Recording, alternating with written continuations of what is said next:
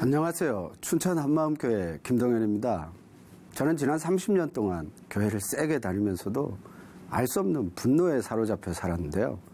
그러던 제가 부활하신 예수님을 마음의 주인으로 믿고 참 평강의 삶을 살게 된 제 이야기를 나누고자 합니다. 저는 어려서부터 굶는 날이 많았는데요. 사업에 실패하신 아버지께서 평생을 벌어도 갚을 수 없는 빚에 짓눌려 사셨기 때문이었어요. 그래서 먹다가 굶다가를 반복하던 저는 장기간의 위장병 치료를 받기도 했습니다. 또 학창시절 기본적인 학용품이 없었던 저는 미술 시간이 되면 복도에 나가 벌을 사는 날도 많았어요. 이렇게 가난했던 우리 집은 잦은 빚 독촉에 시달려야 했는데요. 빚 독촉을 받을 때마다 제 마음속에 알 수 없는 분노가 치밀어 올랐어요. 또 아버지께서 술에 취하시는 날이면 엄청난 분노를 쏟아내셨는데요. 밤새 괴성을 지르고 물건들을 부수며 가족들을 괴롭혔어요. 그런 아버지의 모습은 제 마음속에 알 수 없는 분노가 차오르게 했습니다. 이런 환경 때문에 저의 성격은 점점 소심하고 우울해져 갔는데요. 사춘기가 되면서는 세상에 왜 태어났는지 원망하며 죽고 싶다는 생각을 자주 하게 되었어요. 그러다가 고등학생이 될 무렵 동네 형의 전도로 교회에 처음 가게 되었습니다. 처음 교회 가던 날을 잊을 수가 없는데요. 학생 예배 후에 게임을 했는데 제가 술래가 된 거예요. 소심해서 얼굴도 못 드는 저에게 벌칙으로 노래를 하라고 재촉하더니 박수치고 노래하며 저를 놀리는 거예요. 이렇게요. 노래를 못하면 장가를 못 가요. 아, 미운 사람. 정말 미운 사람들이었어요. 그래서 학교에서 배운 가곡 같은 노래를 불렀어요. 막상 노래를 부르자 저를 놀리며 즐거워하던 분위기는 순간 어색해졌어요. 그래서 1절을 부르고 멈추었죠. 그러자 갑자기 박수를 치며 앵콜을 외치는 거예요. 앵콜 한 목소리로 외치는데 진짜 같았어요. 그래서 3절까지 다 불렀습니다. 지금 생각하면 그저 장난으로 한 거였지만 저에게는 놀라운 일이었습니다. 아무도 알아주는 이 없는 세상에 저를 인정해주고 칭찬해주는 사람들이 있다는 건 기적 같은 일이었으니까요. 그래서 아버지의 극심한 반대에도 불구하고 정말 열심히 교회에 나갔습니다. 그렇게 시간이 흐르면서 소심하고 우울했던 성격도 점차 밝아졌고 나름 인기 있는 교회 오빠까지 되었습니다. 하지만 조금이라도 무시당한다고 느껴지면 마음속에서 알 수 없는 분노가 치밀어 올랐어요. 그럴 때마다 꾹꾹 누르며 참았는데 그 분노는 엉뚱한 곳에서 터지기도 했습니다. 한 번은 장거리 운전을 할 때였어요. 편도 2차선 도로에서 추월을 하려는데 트레일러가 자꾸만 추월을 막는 거예요. 저를 무시한다는 생각이 들면서 그래? 내 차가 작다고 우습게 보인다 이거지? 하며 분노가 치밀어 올랐어요. 화가 난 저는 언덕길에서 트레일러를 추월한 후에 그 차 앞에서 브레이크를 밟았어요. 깜짝 놀란 트레일러 기사도 브레이크를 밟아야 했는데요. 작고 가벼운 제 차는 빠르게 언덕길을 올라왔지만 무겁고 긴 트레일러는 거북이처럼 덜덜거리며 언덕길을 올라와야 했어요. 감히 내 앞길을 막다니 까불고 있어. 백문을 보면서 고소해했죠. 하지만 잠시 후에 그 트레일러가 엄청난 속도로 내리달려 왔어요. 우리는 얼마 가지 못해 신호등 앞에서 맞닥뜨려야 했는데요. 글쎄 화가 잔뜩 난 그 트레일러 기사 덩치가 장난이 아닌 거예요. 아차 잘못 걸렸다 싶었죠. 잔뜩 쫄은 저는 차에서 내릴 수가 없었어요. 그래도 나름 거친 말로 맞대응하며 제 자존심을 지키려고 애썼어요. 하지만 차 안에서 멱살이 잡힌 저는 차 천정에 머리가 닿는 수모를 겪어야 했는데요. 정말 자존심 상했습니다.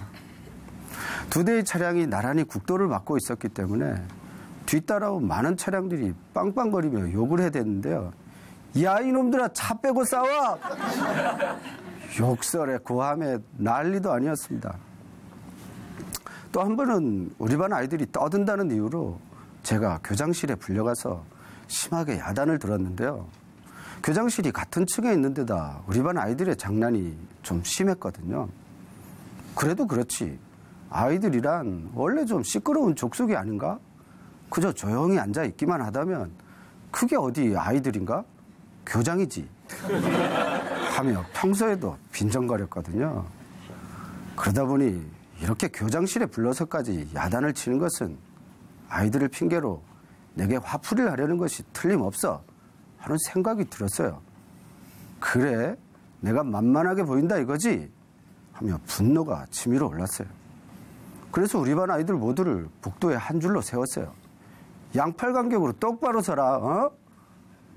그런데 아이들의 줄이 길어지면서 교장실 앞 복도까지 줄을 서게 된 거예요.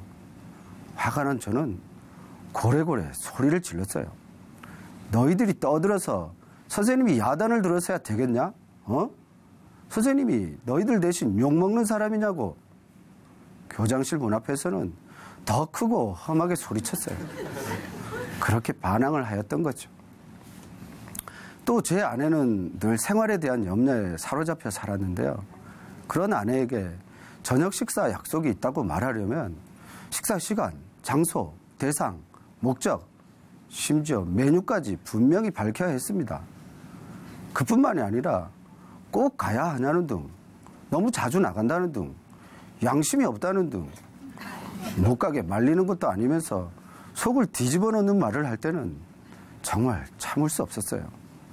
이런 아내의 잔소리를 들을 때는 그래, 당신이 나를 우습게 여긴다 이거지? 하며 분노가 치밀어 올랐어요. 약속 장소로 가는 차 안에서 혼자 온갖 괴성을 지르고 애꿎은 자동차 핸들만 죽어라 두들겨 패기도 했습니다. 저는 이런 일상의 분노를 밤늦도록 술을 마시며 풀곤 했는데요. 한 번은 교회 찬양대에서 베이스 파트로 섬기고 있을 때였어요. 이날도 전날 밤늦도록 마신 술이 아침이 되어도 잘 깨지 않는 거예요. 그래도 찬양대로 봉사해야 했기 때문에 양치질을 여러 번 하고 찬양대에 앉게 되었어요.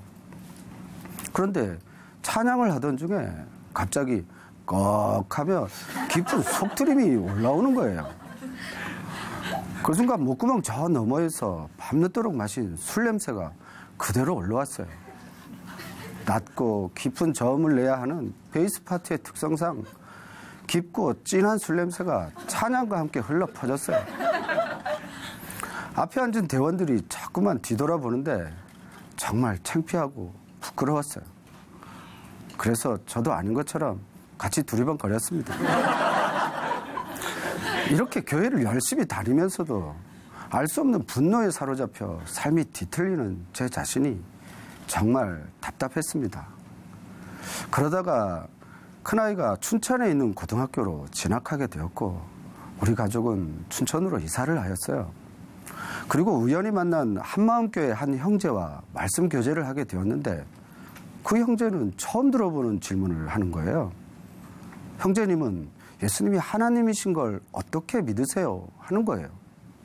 성경에 기록되어 있죠. 했더니 그러면 그 성경이 하나님의 말씀이라는 건 어떻게 믿으세요? 하는 거예요.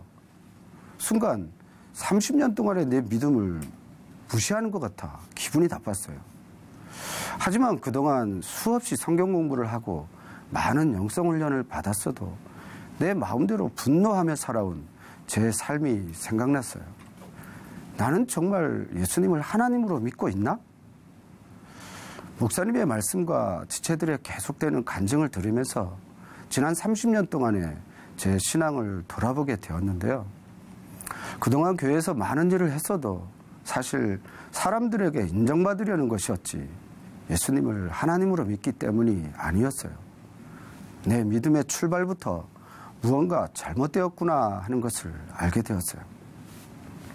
그러다가 겨울 수련회에 참석하게 되었는데 한 말씀이 크게 들려왔어요.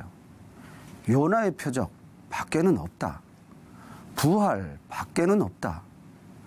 사실 소경의 눈을 뜨게 하고 문둥병자를 고치고 죽은 나사로를 다시 살리는 광경을 직접 보고서도 사람들은 예수님을 하나님으로 믿지 않았더라고요.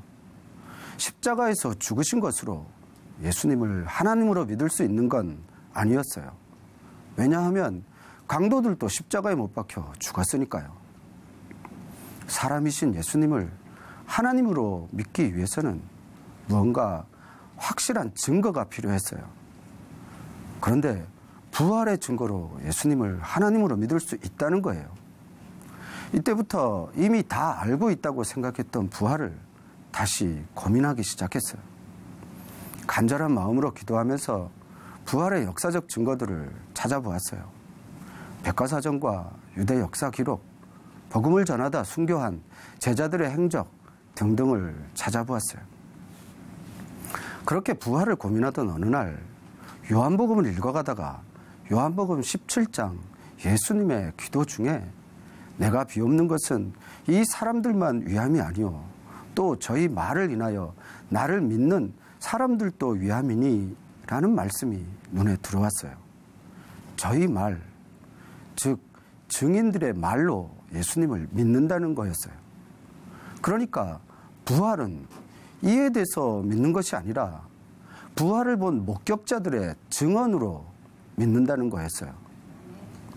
그러고 보니 성경 곳곳에는 부활의 증인들이 전하여주는 증언들로 가득했어요. 역사책에도 교회사 전승에도 부활을 전하다 끔찍하게 죽임을 당한 증인들의 삶이 기록되어 있었어요. 제자 바돌로메는 산채로 껍질이 벗겨져서 죽었다는 거예요. 도마는 사지가 찢어져서 죽었고 알페오의 아들 야고보는 톱에 잘려 죽었다는 거예요. 칼에 죽고 활에 죽고 매달려서 죽고 이렇게 제자들 모두 부활을 전하다가 하나같이 다 끔찍하게 죽었다는 거예요. 부활이 거짓이라면 세상에 거짓을 위해 평생을 고통당하고 끔찍하게 죽을 사람이 누가 있을까? 십자가 앞에서 죽음이 두려워 다 도망갔던 제자들이 무엇 때문에 목숨을 걸고 예수님의 부활을 외쳤을까? 예수 믿는 자들을 잡아 죽이기 위해 살기 등등했던 사울이 어떻게 며칠 만에 돌변하여 예수가 하나님의 아들이다 라고 외칠 수 있었을까? 그들은 그렇게 해서 무엇을 얻었나? 그들은 모두 복음 때문에 평생을 고난받고 결국 죽임을 당했더라고요.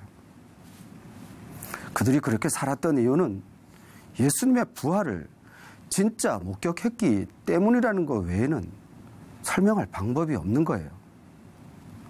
예수님이 부활하셨다면 이분은 성경의 예언대로 오시는 메시아라는 것을 그들은 너무나 잘 알고 있었으니까요. 즉시로 알았어요. 예수님이 진짜 부활하셨구나. 예수님이 전능하신 하나님이셨어. 이분이 지금도 살아계시는 거고 다시 오시는 것도 사실인 거야.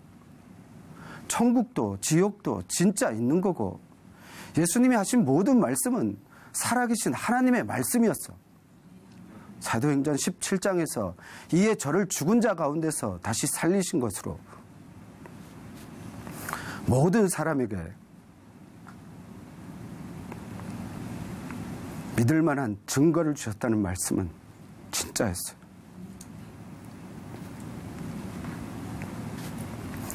십자가에서 다 이루신 예수님을 하나님으로 믿을 수 있는 증거, 그 확실한 증거는 바로 부활이었어요. 가슴이 터지는 줄 알았어요. 부활의 증거로 예수님이 하나님이심이 선명하여지자 이분 앞에서 제가 어떠한 자인지가 그대로 보였어요. 너희가 십자가에 못 박은 이 예수를 하나님이 다시 살리사 주와 그리스도가 되게 하셨느니라. 주와 그리스도가 되게 하셨는데 저는 그동안 예수님을 내 죄 때문에 십자가에 못 박혀 죽으신 분 정도로만 알고 있었어요. 죄 없으신 이분이 죄 대신 죽으셨기 때문에 내 죄가 다 용서되었다고 믿었어요.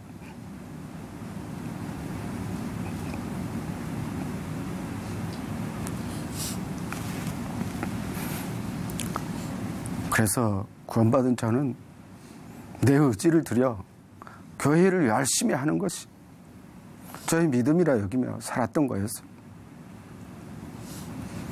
그런데 이분이 부활하셔서 저의 주인이 되셨다는 거예요. 산자와 죽은 자의 주가 되시려 이분이 부활하셨다는 거예요. 내 입으로 예수를 주로 시인해야 구원을 받는다는 거였어요. 하지만 저는 이분을 지금까지 한 번도 주인으로 믿은 적이 없었어요.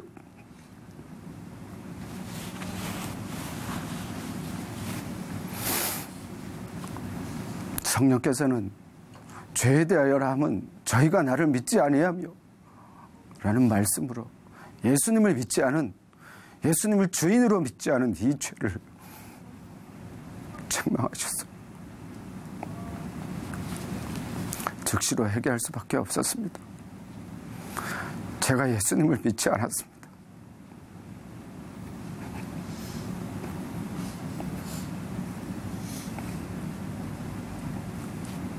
내가 주인 되고 내가 하나님 되어 내 마음대로 살았습니다. 예수님을 믿지 않았기 말씀보다는 내 느낌과 내 감정이 더 중요했어요. 그래서 그렇게 분노하며 뒤틀린 삶을 살았던 거였습니다. 회개합니다. 예수님을 믿지 않은, 예수님을 주인으로 믿지 않은 이 죄를 용서해 주세요. 입을 열 수 없을 정도로 눈물이 쏟아졌어요. 그리고 오랜 시간 동안 진짜 주인이시면서 마음문 밖에서 두드리고 계시는 예수님을 나의 주, 나의 하나님으로 영접했습니다. 부활의 증거로 예수님이 나의 주, 나의 하나님 되시니까 술 마시고 분노하던 망령된 행실들이 한순간에 사라졌어요. 비로소 마음에 참 평강이 임했습니다. 그러면서 제 삶에서 즉시로 변화가 나타나기 시작했어요. 한 번은 교통사고를 당한 직원 문병을 갔는데요. 병원 주위에서 주차장을 찾다가 내려서 살펴보려고 안전벨트를 푼 거예요. 그런데 그 순간 교통경찰관이 다가와 안전벨트 미착용으로 범칙금을 고지하는 거예요. 예전에 저 같으면 팔 걷어붙이고 싸웠을 텐데 이상하게 마음이 평안한 거예요. 그래서 멋지게 운전면허증을 내주고 범칙금 고지서를 감사합니다 하며 받았습니다. 이렇게 감사를 하자 별 이상한 사람 다 보겠다는 듯 쳐다보던 그 경찰관의 눈빛이 지금도 눈에 선합니다. 또 전에는 아내가 나를 무시하고 잔소리로 나를 통제한다고 생각했기 때문에 사소한 말 한마디에도 분노의 감정을 쏟아냈었는데요. 이제는 부활하신 예수님이 우리 부부의 주인 되시니까 부부관계도 회복되었어요. 새 피조물인 우린 진짜 신혼부부가 된 것입니다. 전에는 식사 약속이 있다고 말하려면 식사 시간, 장소, 대상, 목적, 메뉴까지 분명히 밝혀야 했었는데요. 지금은 아예 같이 갑니다. 함께 하니까 복음을 전하기가 더 쉬운 거예요. 예수님 안에서 복음을 전하는 동력자가 된 것입니다. 전에는 복음을 전하지 못했었는데요. 이제는 복음을 전하지 않으면 견딜 수 없는 마음이 되었어요. 학교에 있다 보면 수업 시간에 산만하고 장난이 심하여 수업을 방해하는 아이들이 있어요. 전에는 야단을 치고 화풀이성 훈계를 늘어놓았는데요. 지금은 오히려 복음을 전합니다. 자기가 주인 되어 살기 때문에 그렇게 행동하는 거라고 말하고 모든 사람의 주인이 되시려 예수님이 부활하셨다고 전합니다. 그러면 신기하게도 행동이 달라지고 수업에 잘 참여하게 됩니다. 눌리고 포로된 아이들, 알 수 없는 분노에 사로잡힌 그들에게 부활하신 예수님을 전하는 것이 저의 사명임을 알게 하셨어요. 오랜 시간 분노에 사로잡혀 살던 저를 위해 죽으시고 부활하셔서 나의 주, 나의 하나님 되어주신 주님께 감사드립니다. 이제는 주님이 주신 참 평강과 자유함으로 주와 복음을 위해 달려가겠습니다. 감사합니다.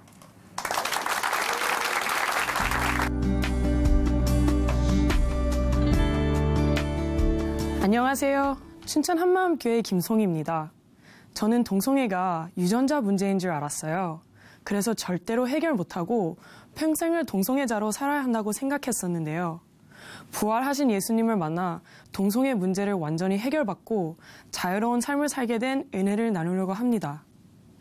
저는 고등학교 때 골프를 시작하게 되었는데요. 미국 오레곤주에서 3년 연속 최고 골프 선수였고 제 얼굴이 나온 치료 박스를 어느 회사로부터 선물 받기도 할 정도로 유명했어요. 한 번은 LPGA 시합에 나가기 위한 예선에서 아마추어 자격으로 프로 선수들을 제치고 1등을 한 거예요. 그중에는 지금 세계 1위 프로 여자 골퍼도 있었어요. 뉴스에도 나오고 세계 10위권 안에 있는 모든 명문대에서 장학금을 주면서 저를 데려가겠다고 난리가 났어요. 저는 4년 장학금을 받고 골프로는 최고인 명문대에 들어가게 되었어요. 그렇게 뽑힌 선수가 딱 2명이었는데 그중 1명이 저였고 다른 1명은 모건 프레슬리였어요. 저는 누가 봐도 부러워할 만한 사람이었어요. 그런데 저는 동성애 문제로 모든 명성과 배경을 잃어버리고 완전히 망가져 갔어요. 저는 계속 여자애들과 유독 친해지고 싶고 이상한 감정이 들긴 했어도 여동생이 없고 언니가 없어서 그런가 보다 했어요. 그런데 캐나다 토너먼트를 가서 한 여자애를 만났는데 이름이 뭔지 성격은 어떤지 알기도 전에 엄청 좋아지는 거예요. 2번째 만났을 땐 마음에서 컨트롤이 안 됐어요. 지금 어디 있는지 너무 궁금하고 시합에 집중이 안 되는 거예요. 24시간 동안 잠자는 시간을 빼고는 얘 생각이었어요. 진짜 미치겠더라고요. 너무 좋은데 이런 게 정상이 아닌 것 같으니까 잠도 못 자고 밥도 못 먹고 제 안에서 전쟁이 일어나는 거예요. 어느 날 한 친구가 요즘 힘든 거 있냐고 얘기 좀 하자고 했어요. 근데 그 친구가 갑자기 너 혹시 얘 때문에 힘들어? 너 혹시 걔 좋아해? 이러는 거예요. 너무 당황스러웠어요. 그런데 너무 말하기 힘들었던 걸 얘가 먼저 말하니까 차라리 편했어요. 그래서 그냥 고개를 끄덕이면서 나는 중간도 아니고 완전히 동성애 쪽인 것 같아 라고 말했어요. 제 말을 들은 친구는 괜찮아, 넌 다른 거지. 틀린 게 아니야. 너 스스로 자부심을 가져. 이 말을 들으니 좀 위로가 되더라고요. 그래도 제가 동성애자인 것 같다고 말하는 건 엄청 힘들었어요. 내가 정상이 아니라고 인정해버리는 것 같아서 진짜 심장이 찢어지는 것 같았어요. 그런데 이 여자에 대한 감정이 끊어지질 않으니까 동성애자인 걸 부정할 수가 없었어요. 그때부턴 엄마 아빠를 보는 게 진짜 힘들더라고요. 제가 동성애자라는 걸 말할 수가 없었어요. 이때쯤 엄마는 자주 물어봤어요. 너랑 다니는 애 동성애자 아니야? 누구랑 문자하니? 왜 이렇게 남자같이 옷을 입고 다니니? 이러니까 계속 거짓말하게 되고 내가 언제 이런 사람이 됐는지. 그때 저는 세상에서 제일 싫었던 사람이 나였어요. 이런 생각들 때문에 너무 심각한 불면증이 생겼어요. 처음엔 들키면 어쩌나 하는 걱정에서 시작했었던 생각들이 나중엔 쌓이고 쌓여서 마치 제가 감옥 안에 갇혀있는 것 같은 생각이 들었어요. 하루에 2시간도 못 자니까 신경이 너무 날카로워졌어요. 자려고 누웠는데 시계 초침 소리가 얼마나 큰지 마치 제 귀 속에서 초침이 지나가는 것처럼 들렸어요. 이렇게 잠을 못 자다가 몸이 버티질 못하고 기절하듯 잠들면 죽은 것 같이 잤어요. 그러면 수업도 못 갔어요. 학교 성적도 엉망이 되고 골프 성적도 말도 안 되게 떨어졌어요. 저는 집중력이 정말 좋아서 시합에 들어가면 무서울 정도로 몰두했어요. 저를 스카우트하기 위해서 세계 랭킹 1위 대학교에서 대학 아마추어 선수 1위인 학생들과 같이 쳤는데 고등학생인 제가 그들보다 더 잘 쳤어요. 시합에 나가면 퍼팅할 때 공이 어떻게 굴러갈 건지, 속도는 어느 정도로 해야 하는지 이런 게 저는 그냥 보였어요. 그런데 이 동성애에 대한 생각들이 끊어지지 않으면서 집중력을 완전히 잃으니까 게임을 읽어내는 것도 공을 어떻게 쳐야 할지도 감이 안 잡히는 거예요. 시합에서는 계속 거의 꼴찌를 했어요. 한 번도 골프를 못할 거라고 생각해 본 적이 없는데 이 동성애 문제로 이렇게까지 되니까 진짜 죽고 싶더라고요. 학교 코치가 항상 신경이 날카롭고 잠을 못 자서 피곤한 얼굴에 힘들어 보이니까 정신과 상담을 받아보라고 했어요. 진단은 우울증과 불안증, 그로 인한 불면증, 그리고 강박 증세가 있다는 거였어요. 아, 내가 정신병자가 됐구나. 내 인생이 이 동성애 문제 때문에 다 꼬이는구나. 그때 저는 사람들이 많은 곳에 가면 어지럽고 토할 것 같고 초점이 흐려지면서 식은땀이 났어요. 학교도 더 이상 못 다니겠더라고요. 이렇게 사느니 정말 죽는 게 낫겠다는 생각이 드니까 될 대로 되라. 다 포기하고 싶었어요. 그래서 휴학을 했어요. 그때부터 저는 제가 편한 대로 외모를 바꿔버렸어요. 어깨까지 길렀던 머리를 자르고 운동을 핑계로 몸도 더 근육질로 만들고요. 나중엔 골반뼈도 좁아지고 진짜 남자 몸처럼 변하더라고요. 이때 저는 183의 키와 마른 근육의 몸, 짧은 머리 때문에 여자인지 남자인지 사람들이 잘 구분을 못했어요. 오죽하면 제가 남자인 줄 알고 남자 동성애자들이 저에게 접근해올 정도였어요. 차라리 이렇게 고통스럽게 사느니 즐기고 싶다는 마음이 들기 시작했어요. 제가 남자처럼 하고 게임에 나가니까 두세 게임 만에 골프 세계에서 유명해졌어요. 많은 동성애자 선수들이 접근해 왔고 저는 동성애 세계에 깊이 빠져들게 되었어요. 시합에 나가서 어떤 여자애를 만났어요. 걔가 막 좋아서 보고 싶고 하는 것도 아닌데 그냥 오가는 묘한 긴장감이 너무 재밌었어요. 눈짓으로, 말로 오고 가던 것들에서 더 심한 자극이 들어오는데 정말 모든 게 순식간이었어요. 마음에 있던 브레이크를 완전히 놔버렸어요. 아무것도 생각을 못하고 완전히 선을 넘어버렸어요. 상황이 이렇게 되니까 내가 진짜 미쳤다. 정말 못할 짓을 했다는 생각이 들더라고요. 저는 하나님과 절대 선을 넘지 않겠다는 약속을 했었는데요. 도대체 내가 왜 그런 행동을 했는지 이해가 안 됐어요. 그냥 죽고 싶었어요. 아, 나는 이제 절대로 하나님께 돌아갈 수 없구나. 나는 지옥이구나. 왜 나는 동성애자가 되어서 이런 삶을 사는가? 알 수 없는 분노와 원망이 가득했어요. 이때쯤 같이 골프했던 한국 친구로부터 어떤 과학자가 논문을 발표했는데 동성애 유전자가 있다는 거예요. 저는 이 얘기가 마음에 확 꽂혔어요. 저는 3살 때 엄마가 사주신 가죽 자켓을 입고 이거 되게 멋있다, 진짜 나답다 생각했어요. 초등학교 1학년 때부터 이상한 꿈을 진짜 많이 꿨어요. 꿈속에서는 제가 짧은 머리의 남자였고 우리 반에 예쁜 여자애나 좋아했던 선생님이 나왔어요. 손도 잡고 뽀뽀도 하고 꿈에서 깨면 현실이 너무 싫었어요. 다시 잠들어서 그 꿈속으로 들어가고 싶었어요. 꿈속에서 여자와 사귀는 내가 더 나답다는 생각이 드니까 내 몸이 잘못된 것은 아닐까 생각이 들었어요. 그래서 하나님, 제 몸을 남자 몸으로 바꿔주세요. 기도하기도 했거든요. 그런데 유전자의 얘기를 듣는데 내가 어릴 때부터 했던 이런 생각들이 유전자 때문이었구나. 그래서 그렇게 끊으려고 노력했는데도 안 끊어졌구나.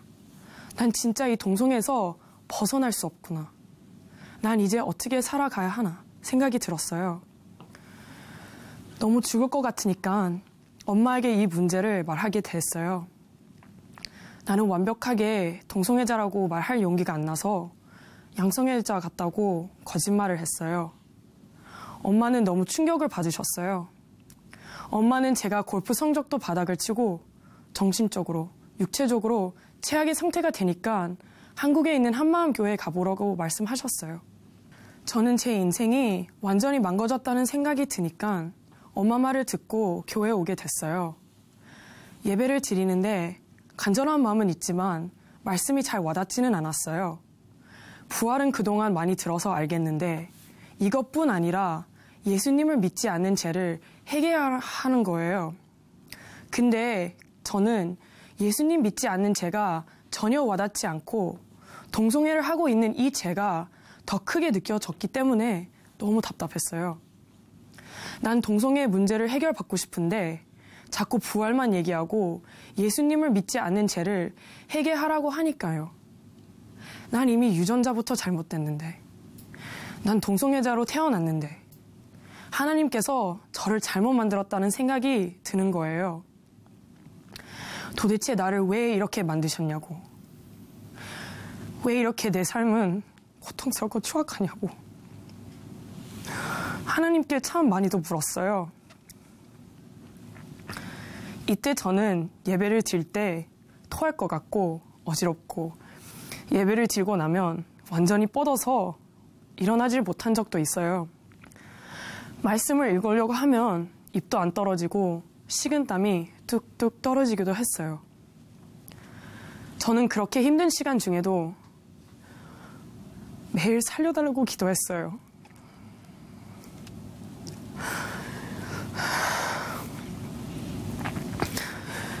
일꾼 언니와 목사님은 저를 있는 그대로 품어주셨고 사랑해 주셨어요.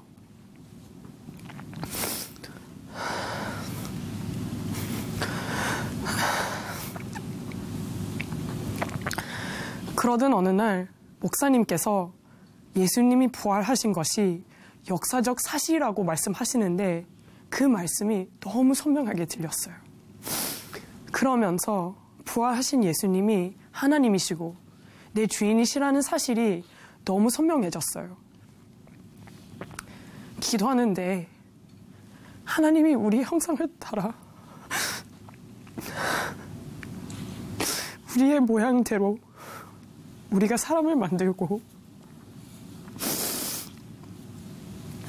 이 말씀이 생각나면 눈물이 쏟아졌어요. 부활로 이분이 하나님이시잖아요. 하나님이라는 건 완벽하시다는 거잖아요. 그런 분이 저를 만드실 때 실수하실 리가 없었어요. 저는 유전자로 인해 동성애자로 태어나서 가장 저주받은 인생이라고 생각했기 때문에 하나님을 정말 많이 원망했어요. 그런데 부활하신 예수님을 통해 나를 지으신 영원한 아버지를 만나니 하나님의 형상대로 완벽하게 나를 만드셨구나. 강한 확신이 들었어요. He created me in His own image. 제가 하나님을 원망하면 동성애에 빠져 있을 때 하나님은 이런 저를 위해 예수님을 보내주셨더라고요. 저한테 바라셨던 것은 단 하나, 예수님을 믿으라는 것이었는데 이분의 말씀이 진리라는 것, 나를 보라고, 내가 어떤 말을 하는지 들으라고. 하나님을 원망하는 악한 저를 끝까지 사랑하시면 기다리고 계셨는데 저는 제 육체가 원하는 대로 살았던 거였어요. 예수님을 믿지 않고 마귀에게 종노릇하며 살았구나 생각하니 정말 마음이 무너지더라고요. 내가 지금까지 동성애자로 살 수밖에 없었던 것이 유전자 때문이 아니라 예수님을 믿지 않았기 때문이라는 것을 확실히 알 수 있었어요. 그토록 연결되지 않던 동성애 문제와 요한복음 16장 9절에 예수님 믿지 않는 죄가 연결되면 모든 죄가 이 죄 아래로 탁 내려오는 기분이었어요. 모든 것이 부활하신 예수님을 믿지 않는 죄에서 나온 거였어요. 그리고 나의 모든 악한 행동들이 부활하신 예수님 앞에서 행한 것이라는 걸 알게 되니 진짜 충격이었어요. 나를 목숨 걸고 사랑하신 이분 앞에서 무슨 짓을 하고 있었나 생각하니 마음이 너무 아팠어요. 하나님 아버지, 제가 잘못했습니다. 하나님이 나의 아버지셨는데 내가 동성애자로 태어났을 리가 없는데 말씀보다도 제 생각과 느낌을 더 중요하게 생각하면 멋대로 살았어요. 하나님을 원망하는 저 같은 자를 위해서 예수님이 십자가에서 죽고 부활하셔서 저의 모든 죄를 사해 주셨는데도 예수님을 믿지 않았어요. 그래서 하나님을 대적하면 왜 절 이렇게 만드셨냐고 계속 원망했어요. 용서해 주세요.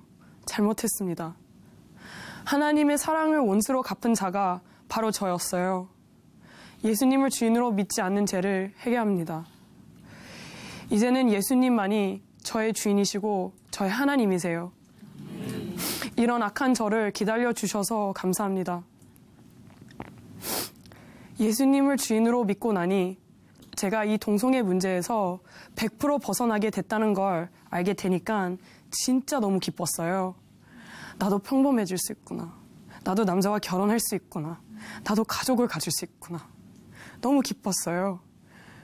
그리고 제가 유전자의 문제라고 생각하게 했던 그 논문과 과학자의 말은 거짓으로 판명이 났더라고요.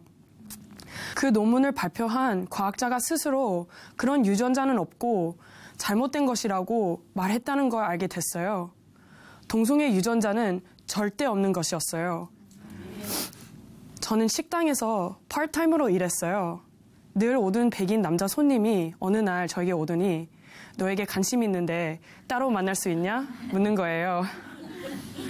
순간적으로 너무 당황해서 어떨결에 알겠다고 대답을 했어요. 그렇게 약속을 정하고 만났는데요. 같이 길을 걷고 차를 마시고 얘기를 하는데 모든 게 저에게 너무 자연스러웠어요. 진짜 하나님한테 감사했어요. 예수님을 믿지 않아서 더 만나지는 않았지만 제 인생 처음으로 남자와 데이트를 한 순간이어서 저에겐 참 좋은 기억으로 남아있어요. 어느 날 20대 초반의 여자애를 만나게 됐어요. 제 어릴 때 모습과 똑같았어요. 아주 짧은 머리 스타일에 목소리 말고는 완벽한 남자의 모습이었어요. 사람들 눈도 못 쳐다보고 어두운 얼굴이더라고요.